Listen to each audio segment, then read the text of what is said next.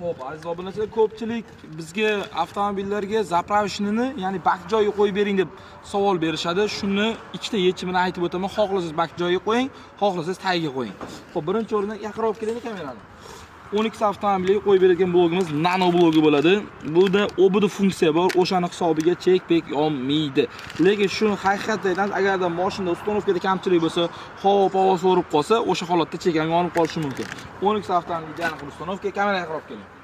Hop, bu tomonda har doimgidek yana o'sha klientimiz dedi-ku, Kia Sonet avtomobili bunga ham ideal holatda propan uстановка qilib beradi. Agar keyin bitta narsani biling, mana bu bakni joyi bo'ladi. Bakni joyi yaqinroq keling kamera.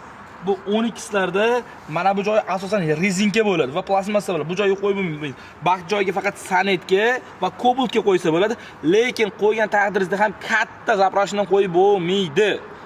Ya'ni eng afzali tagiga qo'yishlik bo'ladi. Buni oldiga qo'ysangiz bo'ladi, lekin utechka berib qolish mumkin. Ya'ni Cobalt Kia Sonetlarda asosan. Kamera qarab kelinglar.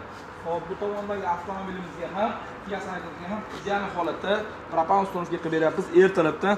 Agar kimdadir Kia Sonet yoki Onix yoki Tracker avtomobili bo'lsa, siz bizning video obzorda hammasini ko'rib chiqing.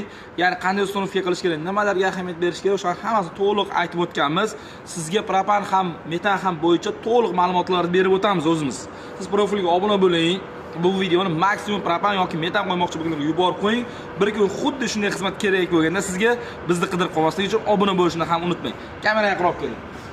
Xo'p, Kia Sonet avtomobili o'zi asosan nimasi bilan farq qiladi deydigan bo'lsangiz, bunda ot kuchi undaqa kuchli emas, 100 tadan oshiq atmosferniy motor bo'ladi. Kamera yaqinroq keling. Faqatgina bunda injektor ko'proq bo'ladi. Yani 1, 2, 3, 4, 5, 6, 7, 8 ta. Spetsial mana 8 ta injektor o'zi uchun moslashtirilgan miyalardan qo'yilgan bo'lsangiz, bu avtomobil ayni sizda aytganingizdek qilib zo'r kilometraj beradi. Va ko'pchilik bizga aytishadi, hozirgi kunda mana bizga kalkulyatorda hisoblab beraman, aka qarang. Ya'ni bu o'zi ekonomishli bo'lsa, bunga propan qo'yib nima qilaman deydi. Mana kameraga qarab kelingda.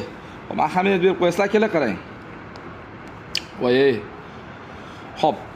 Mana qarang aka. O'rtacha 6200 so'mdan propan qo'ying, 6200 so'mdan. 40 ta propaningiz bo'layapti. Ya'ni 248 ming so'm. 248 ming so'm pulga komfortni siz 600 kilometr yurib o'tishingiz mumkin.